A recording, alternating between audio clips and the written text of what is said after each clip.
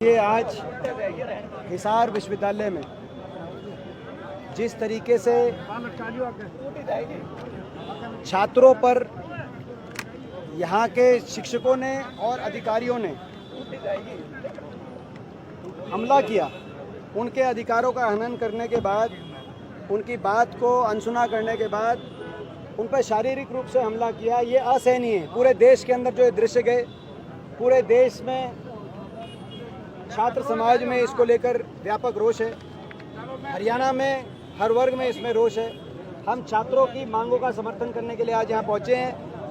देखिए, कांग्रेस की तरफ से आज बड़े आश्वासन क्या दिए गए। छात्रों के साथ जो अन्याय हुआ हिसार विश्वविद्यालय में पूरे देश ने देखा। आज पूरे देश में छात्र समाज में व्यापक रोष है, हरियाणा में हर वर्ग में रोष है। जिस तरीके से शारीरिक रूप से भी हमला हुआ, उनके अधिकारों का भी हनन हुआ और लगातार ये जो हिसार एग्रीकल्चर यूनिवर्सिटी के वाइस चांसलर हैं और पूरा प्रशासन है, वो किस तरीके से छात्रों के अधिकारों को छीनने का कार्य कर रहा है, पूरा देश देख रहा है। इसको लेकर आज हम छात्रों की मांगों का समर्थन करने के लिए यहाँ पहुँचे हैं। सबसे पहली मांग ये है कि वाइस चांसलर को तुरंत या तो स्वयं वो इस्तीफा दें, अब उनको बर्खास्त किया जाए, क्योंकि एक के बाद एक उनके कार्यकाल में जिस तरीके से छात्रों के साथ ये दुर्व्यवहार और अन्याय किया जा रहा है, ये मैं समझता हूँ कि शायद ही ये काला अध्याय हिसार कृषि विश्वविद्यालय के इतिहास में लिखा जा रहा है। दूसरा, जिन्होंने शारीरिक हमला किया, एक प्रोफेसर है, एक सिक्योरिटी अफसर हैं और बाकी भी कुछ लोग हैं जिनके वीडियो भी आपने देखे होंगे। सरों पे डंडे मारे, उन पे उन धाराओं में मुकदमा FIR दर्ज करी जाए और तुरंत उनकी गिरफ्तारी की जाए। ये भी दूसरी हमारी मांग है। स्टाइपेंड को बहाल किया जाए।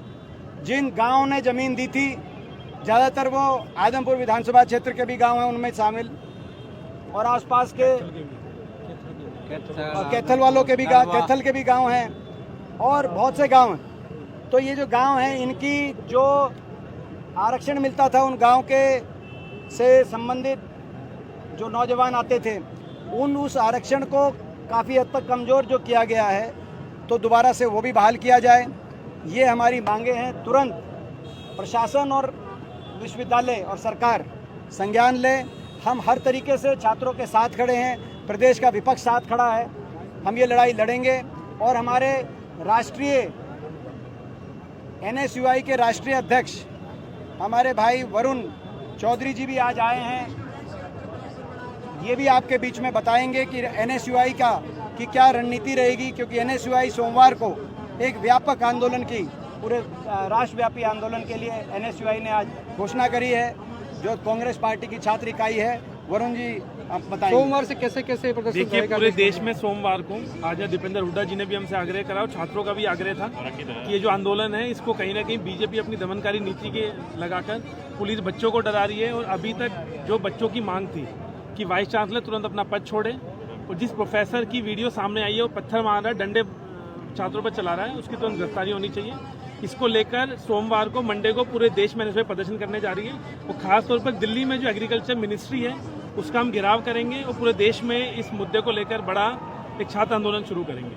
और पूरे देश की जो NSUI है, वो हिसार के छात्रों के साथ, हरियाणा के छात्रों के साथ, एग्रीकल्चर यूनिवर्सिटी के छात्रों के साथ है। जब तक इन छात्रों को न्याय नहीं मिल जाता, पूरे देश की NSUI राहुल गांधी जी की बब्बर शेर, दीपेंद्र जी के नेतृत्व में पूरे देश में आंदोलन करेंगे। दीपेंद्र जी, छात्र संगठन के चुनाव को लेकर भी बात की, MP साहब ने हमारे जो है जयप्रकाश जी वो अपनी बात रखेंगे आखिर में। अंतिम जो है बात अब जयप्रकाश जी रखेंगे। राजीव, चुनाव को लेकर आपने एक बड़ी बात कही थी, सरकार आती है तो चुनाव। मैं 96 में असफल हुआ। मेरी उस वक्त भी सोच थी छात्र संघ के चुनाव होने चाहिए। छात्र संघ के चुनाव हों तो कम से कम इस तरह की ज्यादती यूनिवर्सिटी एडमिनिस्ट्रेशन नहीं कर सकता, क्योंकि मैंने उस वक्त का ज़माना देखा है जब यहाँ हमारी यूनियन बनती थी छात्रों की और बड़ा भारी चुनाव होता था। मैं उस वक्त नौजवानों की, छात्रों की राजनीति करता था।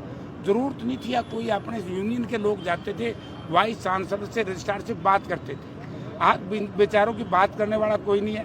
जब निरंकुशता आएगी, अगर प्रजातंत्र का अपहरण होगा तो निरंकुशता आएगी। आज छात्र संघ में कोई यूनिवर्सिटी हो, वहाँ निरंकुशता है, तानाशाही है। तो इसलिए मैंने निवेदन किया है दीपेंद्र सिंह हुड्डा जी से, जैसे ही कांग्रेस गवर्नमेंट बने तो यहाँ छात्र संघ के चुनाव हर हालत में बहाल किए जाए।